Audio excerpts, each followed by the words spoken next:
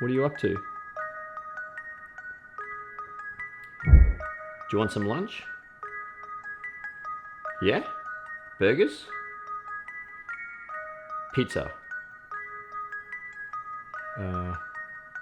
Burrito? Yeah. Burrito it is.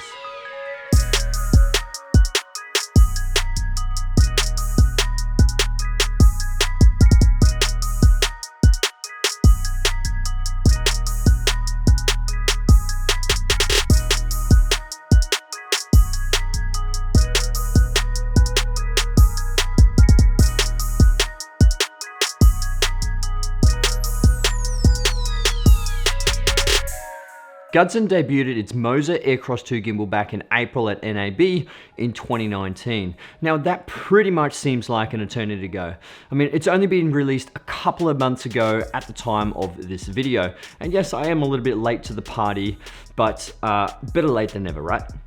So I think the most exciting thing about this gimbal is its form factor and obviously its payload capacity. Now I want to dive into what you get in the box and then go through a whole bunch of its features and see if this thing is for you. So the MOZA AIRCROSS 2 has an incredible payload of almost 3.2 kilos and it weighs just over a kilogram itself. Now this is the main reason why I needed a gimbal like this. I think the great thing about this is that you can actually get two purchasing options. So you've got a standard pack and then also a professional pack. Now the standard pack currently is at $399 US, which obviously just includes the gimbal as itself, whereas you pay an extra $70 and you can get the professional pack, which gives you 3 added features. The MOZA AIRCROSS 2 comes with the gimbal itself. It comes in a hard foam casing, a set of small tripod legs to put underneath. There's a whole bunch of cords that fits directly into your camera. The smartphone holder that fits directly on top of your hot shoe. The follow focus plate. The follow focus motor, and the follow focus gearing that fits around your lens. Now, as you can see here by the way it is mounted, you can see it's slightly different to what other gimbals actually mount their camera. Now, it is mounted to the side on its own particular L bracket. Now, the main reason for this is that you can actually do vertical video. Now, vertical video is very popular with Instagram, Facebook, even YouTube, and even some music videos like in Spotify, for instance. So vertical video is pretty much supported by a whole bunch of online platforms. So personally, vertical video isn't for me yet. It's something I am personally just not into. But it is a really good option to have. And if you do actually have a specific client that wants a specific look, then you do have that option to shoot professional looking footage for a vertical option. Now, in terms of balancing the gimbal, now I see a lot of people are actually having troubles with balancing the gimbal. I find this gimbal actually quite easy to balance. I mean, it's pretty much just like any other gimbal when it comes to balancing. You've got a few different axes that you need to balance out and make sure that everything is correct. And it's pretty straightforward if you know how to balance it. There is no issues for me when it comes to balancing. I don't understand where they're coming from, but this is pretty simple. It's just like any other gimbal to balance. It's pretty basic and easy. And the good thing about the professional pack is you do have that quick release plate.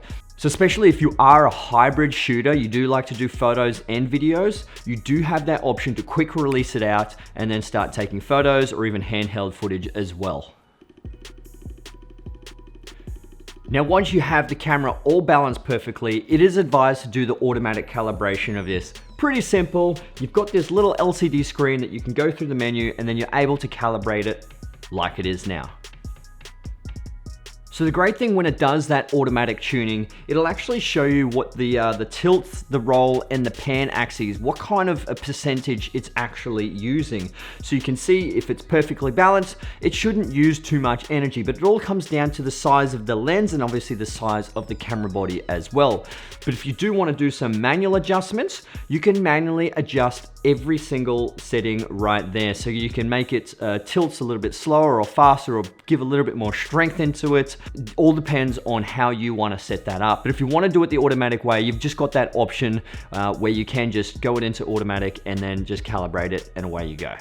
So it balances this one quite well. Now I have the 17 to 28 by Tamron with my A7 III, so that's pretty much my main setup. I sometimes do have the 28 to 75 Tamron on there as well, and also the 85 1.8. So what you might look at doing when you get this as well is downloading the Gudsen MOZA app. So it's called the MOZA Genie app. Now it is good to pair up with the camera, with the gimbal, and then it will actually unlock a whole bunch of new features that you're able to use on your phone. All you need to do is find the AirCross 2, connect the phone to the gimbal, and away you go.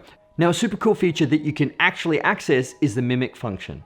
So this is one of the great features that you can do. Look at that. So this is called the mimic motion control. So you can turn on the sensitivity level as well, higher, so it's faster. Now this is at 100% sensitivity level. Super, super fast. Before I had it at 1%. How cool is that? So you can even access the object tracking function with this. Now, with the object tracking, the professional one comes with a phone mount that attaches to the hot shoe there. Then you use your phone camera to start tracking the object. I personally don't use this. It is a great feature to have though. I just prefer to be in full control of the gimbal myself. And then obviously you can do a whole bunch of motion lapses and time lapses with this thing, adjust the sensitivity levels through the app. There's everything you can access on the app, so I do recommend download that if you get this. Now, like I said, you can actually do time lapses, and especially if your camera does have time lapse, it is really good because you can do the motion lapse feature. So you can select points A to B or points A, B, C and get the camera to move in certain directions with that motion lapse, which is really cool. It really just breaks up the styles of your video, and it just creates a little bit more dynamic to your B-roll. Now, what you can also do is plot a whole bunch of points. So if you are filming yourself, you can plot a point from A to B to C to D and get the camera to move in through those motions. So you can act out what you need to do and then get the camera to move through those motions. So it all depends on how you want to use it, but you can actually get quite creative with that function anyway. So other than that, this is currently my main gimbal that I've been using for a couple of weeks now. I haven't been using my other gimbals with my A7 III because this tends to be, it is lighter, it's faster, it's more responsive, has more features, and probably the biggest thing is locking those axes. So when you turn the gimbal off and you are traveling, you don't really want your camera to flop around. Locking off those axes is really, really handy when you're going from point A to point B, especially if you do weddings and stuff. I find that locking off my gimbal is just so much more efficient. Otherwise, I have to keep the gimbal on. And if you're doing a 10 to 12 hour wedding shoot, that's gonna chew up a lot of battery, and sometimes you might not actually last, particularly if you use the gimbal all day. So anyway guys, that is a quick video from me. That is just to show you what this thing has in the pack, what kind of features it has, and is it for you? Comment below if you think so. Comment below if you already have one as well. But other than that, hit that like button if you found this useful. Subscribe to my YouTube channel if you already haven't, guys. My name's Jason Morris, and I'll see you guys in the next video. Thanks for watching. Let's get it.